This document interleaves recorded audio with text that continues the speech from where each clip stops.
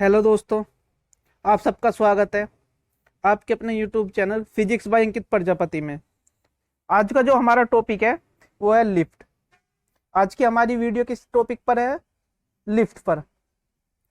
इस टॉपिक से रेलवे के किसी भी एग्जाम और इस बार जो एक ग्रुप डी के हो रहे हैं इनमें किसी ना किसी एक सेट में एक क्वेश्चन जरूर आना है। तो रेलवे, नेवी और एयरफोर्स, नेवी और एयरफोर्स में भी जो स्पेशली साइंस ग्रुप के एग्जाम होते हैं उनमें जरूर आता है। और एक यूपी ट्रिपल एस सी सबसे ज्यादा लिफ्ट से क्वेश्चन पूछता है। अगर फिजिक्स से वो क्वेश्चन पूछता है तो लिफ्ट टॉपिक से सबसे ज्यादा क्वेश्चन पूछता है। और किसी भी कंपटीशन एग्जाम में एक क्वेश्चन 100% आता है। तो शुरू करते हैं इस क्लास को। चलो, इस क्लास को शुरू करने से पहले मैं आप सभी से एक बात कहना चाहूंगा कि अगर मेरी किसी भी वीडियो से किसी भी एग्जाम में कोई भी क्वेश्चन मिला है आपको, तो प्लीज मुझे कमेंट करके जरूर बताएं कि किस एग्जाम में कौन सा क्वेश्चन मिला है और किस वीडियो से। और अगर वीडियो मेरी अच्छी लगती है या क्वेश्चन अच्छे लगते हैं तो प्लीज लाइक जरूर करें, इसे ज्यादा से ज्यादा शेयर करें, हमें कमेंट करके बताएं और चैनल को सब्सक्राइब करें। जिस किसी ने अभी तक चैनल को सब्सक्राइब नहीं किया है वो चैनल को सब्सक्राइब जरूर करें। क्वेश्चन नंबर 1 क्या है? यदि कोई व्यक्ति लिफ्ट में ऊपर की ओर जाता है तो व्यक्ति को अपना भार। क्वेश्चन जनरली एक साधारण सा क्वेश्चन है कि कोई भी व्यक्ति लिफ्ट में ऊपर की ओर जा रहा है तो उसको उसका अपने भार में क्या प्रतीत होगा? ऑप्शन ए बढ़ा हुआ प्रतीत होगा, या ऑप्शन बी घटा हुआ प्रतीत होगा, या ऑप्शन सी पहले बढ़ता है फिर घटता है, या ऑप्शन डी पहले घटता हुआ प्रतीत देगा फिर बढ़ता हुआ। तो आंसर क्या होगा? आंसर होगा ए। जब भी कोई व्यक्ति लिफ्ट में ऊपर की ओर जाएगा तो उसे अपना भार कैसे दिखाई देगा? बढ़ा हुआ प्रतीत होगा, उसे अपने भार में वृद्धि महसूस होगी। जब भी कोई व्यक्ति लिफ्ट में ऊपर की ओर जाएगा तो उसे अपने भार में क्या होगी? वृद्धि प्रतीत होगी, यानी कि उसे अपना भार जो है बढ़ा हुआ प्रतीत होगा। इसी प्रकार दूसरा क्वेश्चन क्या है? जब हम लिफ्ट में से नीचे की ओर आते हैं, जब हम किसी लिफ्ट से नीचे की ओर आते हैं तो हमें अपना भार कैसा दिखाई देता है? जब ऊपर की ओर जा रहे हैं तो बढ़ा हुआ प्रतीत दिखाई देता है, लेकिन जब नीचे की ओर आते हैं तो कैसा दिखाई देगा? तो घटा हुआ प्रतीत होगा। कैसा होगा? ऑप्शन बी घटा हुआ प्रतीत होगा। जब हम किसी लिफ्ट में ऊपर की ओर जाते हैं तो भार में वृद्धि होती है, और जब हम लिफ्ट में नीचे की ओर आते हैं तो भार में कमी होती है, एक कमी महसूस होती है। ठीक है। और हाँ, एक बात और, अगर लिफ्ट में से कोई क्वेश्चन आएगा, मान लीजिए किसी भी एग्जाम में आ रहा है, तो इन्हीं क्वेश्चन में से आएगा, इनसे बाहर नहीं आने का, ये भी गारंटी की बात है। तो क्वेश्चन नंबर 3, किसी भी व्यक्ति को लिफ्ट में अपना भार कब शून्य प्रतीत होता है या कब शून्य दिखाई देता है? किसी भी व्यक्ति को लिफ्ट में अपना भार कब शून्य प्रतीत होता है? ऑप्शन ए जब लिफ्ट का रेखीय त्वरण पृथ्वी के गुरुत्वीय त्वरण से कम हो। ऑप्शन बी जब लिफ्ट का रेखीय त्वरण पृथ्वी के गुरुत्वीय त्वरण से अधिक हो, या ऑप्शन सी जब लिफ्ट का रेखीय त्वरण पृथ्वी के गुरुत्वीय त्वरण के बराबर हो, या ऑप्शन डी कभी भी जीरो दिखाई नहीं देता, कभी भी जीरो दिखाई नहीं देता। तो आंसर क्या होगा इसका? आंसर होगा सी, जब दोनों त्वरण क्या होंगे? बराबर होंगे। लिफ्ट का रेखीय त्वरण पृथ्वी के गुरुत्वीय त्वरण के बराबर होगा तो व्यक्ति को अपना भार कैसा प्रतीत होगा? शून्य प्रतीत होगा। उसे अपना भार कैसा महसूस होगा? शून्य महसूस होगा। क्वेश्चन नंबर 4, क्वेश्चन नंबर 4 पर चलते हैं। क्वेश्चन नंबर 4 क्या कह रहा है? यदि किसी लिफ्ट की रस्सी टूट जाए, यदि किसी लिफ्ट की रस्सी टूट जाए तो व्यक्ति को अपना भार प्रतीत होगा, तो व्यक्ति को अपना भार प्रतीत होगा। देखो, लिफ्ट की रस्सी टूट जाए या फिर वो स्प्रिंग टूट जाए या वो तार टूट जाए जिससे लिफ्ट क्या है? ऊपर नीचे मूवमेंट करती है, तो व्यक्ति को तब उस स्थिति में अपना भार कैसा महसूस होगा?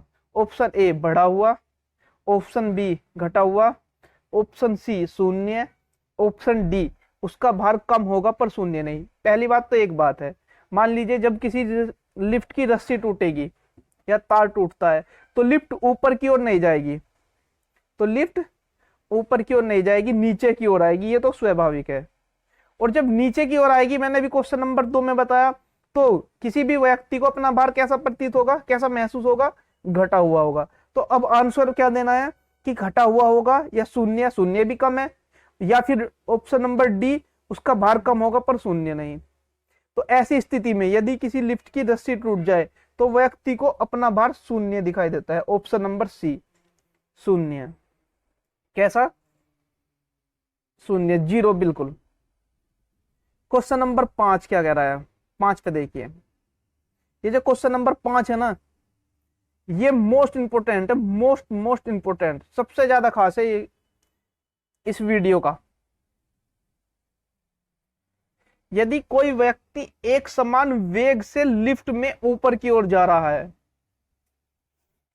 यदि कोई व्यक्ति एक समान वेग से, इसमें एक बात ध्यान रखनी है, एक समान वेग, ये यदि कोई व्यक्ति एक समान वेग से लिफ्ट में ऊपर की ओर जा रहा है तो उसे उसका भार, उसे अपना भार कैसा महसूस होगा? ऑप्शन ए बढ़ा हुआ प्रतीत होगा, ऑप्शन बी घटा हुआ प्रतीत होगा, ऑप्शन सी उसका भार अपरिवर्तित रहेगा, या ऑप्शन डी शून्य प्रतीत होगा। तो आंसर क्या होगा इसका?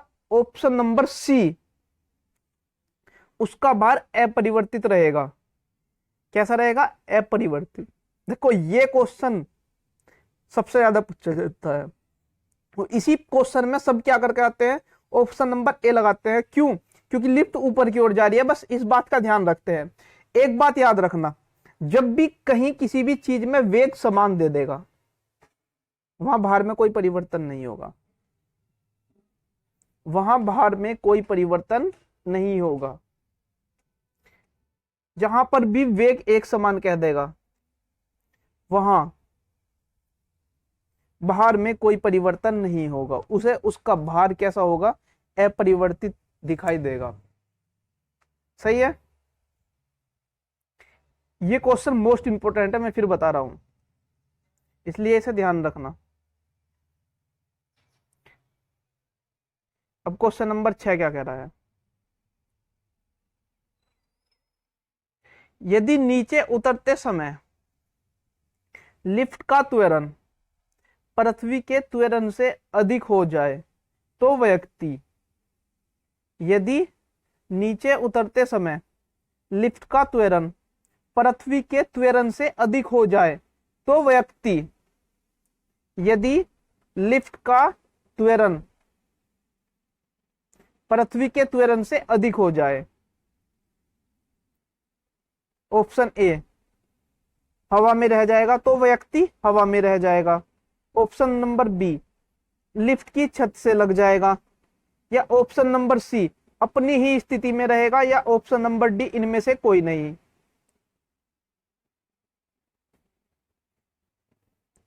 यह देखो कंडीशन भी देखनी है, ये कब की बात कर रहा है? यह है नीचे उतरते समय। लिफ्ट का त्वरण, लिफ्ट का त्वरण पृथ्वी के त्वरण से अधिक हो जाए, यानी कि ए ग्रेटर देन जी की बात कर रहा है, तब क्या होगा? तो ऑप्शन ए हवा में रह जाएगा, व्यक्ति हवा में रहेगा, ऑप्शन बी लिफ्ट की छत से लग जाएगा, या ऑप्शन सी अपनी स्थिति में रहेगा, या ऑप्शन डी इनमें से कोई नहीं। तो आंसर क्या होगा? छत से लग जाएगा, ऑप्शन नंबर बी। व्यक्ति क्या होगा?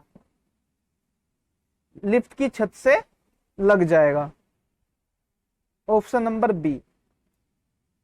अगर कोई क्वेश्चन समझ में नहीं आ रहा तो कमेंट करके बता सकते हो, और अगर तुम्हारे पास लिफ्ट से संबंधित कोई भी क्वेश्चन है तो मुझे कमेंट करके कमेंट बॉक्स में लिखकर भेज दें, या कोई प्रॉब्लम है तो भी, या मुझे व्हाट्सअप भी कर सकते हो आप। मेरा व्हाट्सअप नंबर पिछली क्लास में भी था, मैं इस क्लास में भी दे दूंगा। क्वेश्चन नंबर 7 पर चलते हैं।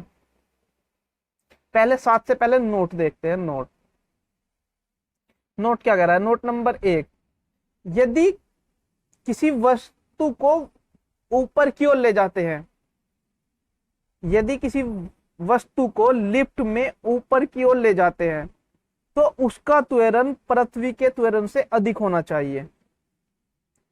देखो अभी एक क्वेश्चन क्या था, अभी पिछले क्वेश्चन में क्या बात थी, इससे संबंधित है ये। क्या कह रहा है? यदि किसी भी व्यक्ति को लिफ्ट में ऊपर की तरफ ले जा रहे हैं तो उसका जो त्वरण है ना, वो पृथ्वी के त्वरण से अधिक होना चाहिए, यानी कि a is greater than g।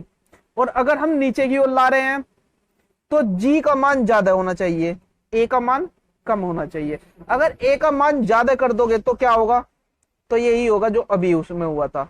तो व्यक्ति क्या होगा? छत से लग जाएगा। अगर नीचे उतरते समय लिफ्ट का रेखीय त्वरण पृथ्वी के गुरुत्वीय त्वरण से ज्यादा कर दिया तो व्यक्ति क्या होगा? छत से लग जाएगा। इसीलिए जब ऊपर की ओर जा रहे हैं, याद करने की ट्रिक क्या है? याद करने की ट्रिक है कि ऊपर की ओर जाते हैं तो भार बढ़ता है, भार बढ़ता है तो रेखीय त्वरण भी क्या होगा? बढ़ेगा, यानी कि ज्यादा रहेगा। और फिर जब नीचे की ओर आते हैं तो भार घटता है, घटता है तो मतलब रेखीय त्वरण भी कम रहेगा। ऐसे याद कर सकते हो। क्वेश्चन नंबर 7 क्या कह रहा है? Question number 7 most most most important है, बहुत ज्यादा खास है। 5 और 7 दोनों एक हैं। जब हम लिफ्ट में नियत त्वरण या एक समान त्वरण से ऊपर की ओर जाते हैं, जब हम लिफ्ट में नियत त्वरण या एक समान त्वरण से ऊपर की ओर जाते हैं तो हमें अपना भार, देखो इसमें क्या है क्वेश्चन में? एक समान त्वरण। क्या है? एक समान त्वरण। क्वेश्चन नंबर 5 में क्या था? एक समान वेग। क्या था? एक समान वेग। क्वेश्चन नंबर 7 में क्या है? एक समान त्वरण। क्या है? एक समान त्वरण है। तो अब इस क्वेश्चन में अंतर समझ लो क्या है। जब हम लिफ्ट में नियत त्वरण या एक समान त्वरण से ऊपर की ओर जाते हैं तो हमें अपना भार, ऑप्शन ए बढ़ा हुआ प्रतीत होता है, ऑप्शन नंबर बी घटा हुआ प्रतीत होता है, ऑप्शन नंबर सी अपरिवर्तित रहेगा, या ऑप्शन नंबर डी शून्य हो जाएगा। तो देखो क्या आंसर होगा।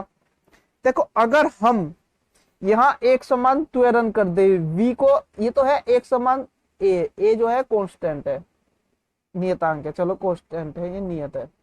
अगर हम v को कांस्टेंट कर दे तो आंसर क्या आया था हमारा? वो आया था अपरिवर्तित रहेगा। लेकिन अगर एक समान त्वरण की बात करता है तो आंसर होगा ए बढ़ा हुआ प्रतीत होता है। क्या है? बढ़ा हुआ प्रतीत होता है, यानी कि उसे अपने भार में वृद्धि महसूस होती है, उसे अपने भार में वृद्धि महसूस होती है। और अगर त्वरण को एक समान ना करके वेग को एक समान कर दे तो उसका भार जो है अनचेंज, अपरिवर्तित रहेगा।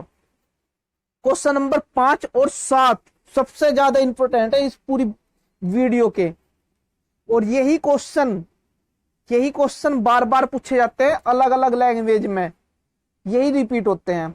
और तुम देखना अगर आएगा तो क्वेश्चन नंबर 1 या 2 या फिर 5 या 7 में से ही आएगा इस बार जो ग्रुप डी के एग्जाम होने वाले हैं। अब क्वेश्चन नंबर 8 क्या कह रहा है? किसी लिफ्ट में ऊपर जाते समय व्यक्ति का भार होगा। देखो ऑप्शन नंबर ए, ऑप्शन की तो इसमें जरूरत ही नहीं है। वैसे ऑप्शन की क्यों नहीं जरूरत है? क्योंकि जब व्यक्ति ऊपर के तरफ जाता है लिफ्ट में तो उसका भार क्या होता है? बढ़ता है। और बढ़ किस में रहा है? केवल जिसमें एक में प्लस आ रहा है। तो आंसर क्या होगा? सी, केवल इसी में ही प्लस है और किसी में प्लस नहीं है। ठीक है, तो आंसर क्या होगा? सी। किसी लिफ्ट में ऊपर जाते समय व्यक्ति के भार का सूत्र क्या होता है? W बराबर MA plus MG, MA plus MG। लेकिन क्वेश्चन नंबर 9 में थोड़ा सा टेक्निकल है। क्वेश्चन नंबर 9 क्या कह रहा है? कह रहा है यदि लिफ्ट में नीचे की ओर उतरते समय व्यक्ति का भार होगा, किसी लिफ्ट में नीचे की ओर उतरते समय व्यक्ति के भार का सूत्र होगा, इसका फॉर्मूला क्या होगा, W बराबर MA माइनस MG। ये तो पक्का है कि कम होगा, घटेगा। अब ऑप्शन ए और बी में से सेलेक्ट करना है कौन सा होगा, इन दोनों में से चॉइस करना है। अभी मैंने बताया कि नीचे आते समय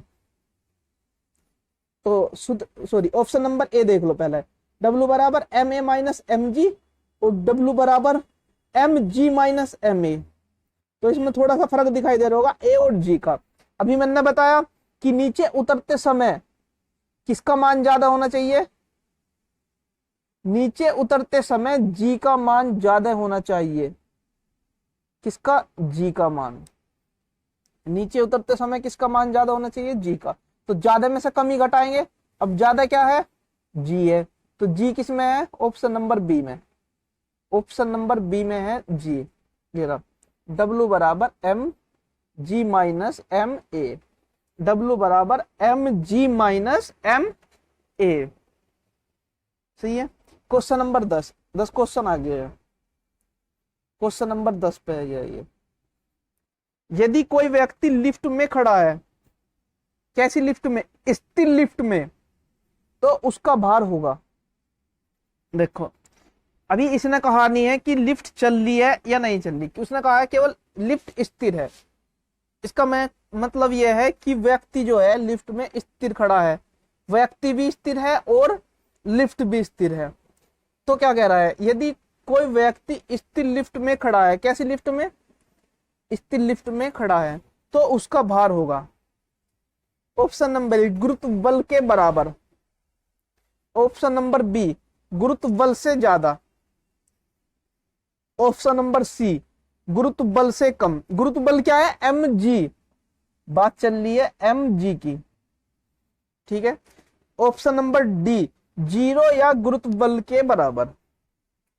देखो आंसर होगा ए, गुरुत्व बल के बराबर। लेकिन अगर ऑप्शन में 0 भी आता है, अगर ऑप्शन में कहीं पे 0 भी दिया है तो आंसर दोनों होंगे। और अगर अलग अलग दिया है, जैसे ऑप्शन नंबर ए दे दिया गुरुत्व बल के बराबर, ऑप्शन नंबर 2 दे दिया गुरुत्व बल से ज्यादा, ऑप्शन नंबर सी दे दिया गुरुत्व बल से कम, ऑप्शन नंबर डी दे दिया बस 0, तो इस स्थिति में आंसर होगा गुरुत्व बल के बराबर। लेकिन दोनों ही ऑप्शन में दे दिए 0 और गुरुत्व बल के बराबर, तो ऑप्शन होगा डी 0 और गुरुत्व बल के बराबर। और अगर ऐसे कह दे कि ऑप्शन नंबर ए गुरुत्व बल के बराबर, option number B 0, option number C दोनों, या ऑप्शन नंबर डी इनमें से कोई नहीं, तो आंसर क्या होगा, सी दोनों, गुरुत्व बल के बराबर भी और गुरुत्व बल और 0 भी। लेकिन अगर ऑप्शन में ये ना देकर, मान लीजिए ये यहां पर ना देकर ये नहीं दिया, सोचिए दिया है ऑप्शन नंबर ए गुरुत्व बल के बराबर, ऑप्शन नंबर बी गुरुत्व बल से ज्यादा, ऑप्शन नंबर सी गुरुत्व बल से कम, या ऑप्शन नंबर डी 0, तो आंसर होगा ए गुरुत्व बल के बराबर। लेकिन अगर ये भी दिया है, क्वेश्चन में ये भी दिया है, तो ऑप्शन नंबर डी होगा आंसर। क्या होगा, ऑप्शन नंबर डी 0 या गुरुत्व बल के बराबर, 0 या गुरुत्व बल के बराबर। क्वेश्चन नंबर 11 में आ जाओ। क्वेश्चन नंबर 11 क्या कह रहा है, यदि कोई व्यक्ति लिफ्ट में फोन चला रहा है, देखो अब देखिए, यदि कोई व्यक्ति लिफ्ट में फोन चला रहा है और लिफ्ट की रस्सी टूट जाए, यदि कोई व्यक्ति लिफ्ट में फोन चला रहा है और लिफ्ट की रस्सी टूट जाए, तो व्यक्ति के हाथ से फोन छूट जाए, व्यक्ति के हाथ से तुरंत फोन छूट जाए। देखिए जब तक लिफ्ट नीचे आती रहेगी तब की बात कर रहे हैं, कि जब तक लिफ्ट चलती रहेगी तो व्यक्ति का फोन व्यक्ति के ऊपर आ जाएगा, तुरंत लिफ्ट में नीचे गिर जाएगा, या ऑप्शन नंबर सी पहले थोड़ा ऊपर जाएगा फिर नीचे गिरेगा, या ऑप्शन नंबर डी बीच में रहेगा, अपनी जगह यानी कि हवा में रहेगा, अपनी जगह जहां पर उसने व्यक्ति ने फोन पकड़ा हुआ था। तो आंसर क्या होगा, डी बीच में रहेगा, यानी कि अपनी जगह पर ही रहेगा। यदि कोई व्यक्ति लिफ्ट में फोन चला रहा है और लिफ्ट की रस्सी टूट जाए और व्यक्ति के हाथ से फोन छूट जाए, तो व्यक्ति का फोन कहाँ रहेगा? बीच में रहेगा। इतने लिफ्ट नीचे नहीं आ जाती तब तक फोन जो है वो बीच में अपनी जगह पर रहेगा। क्वेश्चन नंबर 12 फिर इंपॉर्टेंट है भाई, 12 मोस्ट इंपॉर्टेंट है। यदि 20 किलोग्राम भार वाला एक व्यक्ति किसी लिफ्ट में 1 मीटर प्रति सेकंड के नियत त्वरण से नीचे की ओर जा रहा है तो उसे अपना भार, ऑप्शन ए 60 किलोग्राम से ज्यादा दिखाई देगा, ऑप्शन बी 60 किलोग्राम से कम दिखाई देगा, ऑप्शन सी 60 किलोग्राम ही दिखाई देगा, या ऑप्शन डी 0 दिखाई देगा। क्वेश्चन क्या कर रहा है? बस एक चीज का ध्यान रखना है, क्या है? नियत त्वरण। जब नियत त्वरण से ऊपर जा रहा है तो उसे उसका भार कैसा दिखाई देगा?